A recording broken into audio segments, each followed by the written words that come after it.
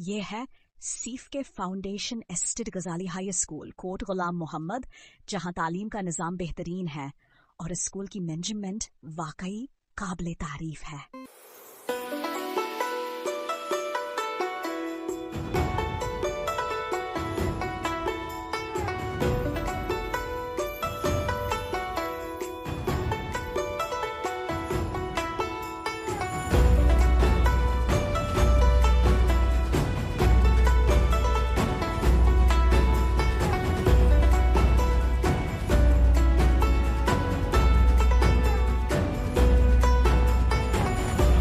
सीफ के फाउंडेशन एस्टेड गजाली high school में न सिर्फ शहर बल्कि आसपास के देहात से भी तलबा तालीम हासिल करने आते हैं।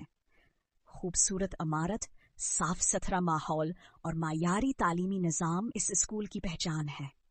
यहाँ के असातिज़ा न सिर्फ निसाबी बल्कि गैर निसाबी सरगर्मियों में भी तलबा की सलाहियतों को निखारने के लिए सरगर्म हैं।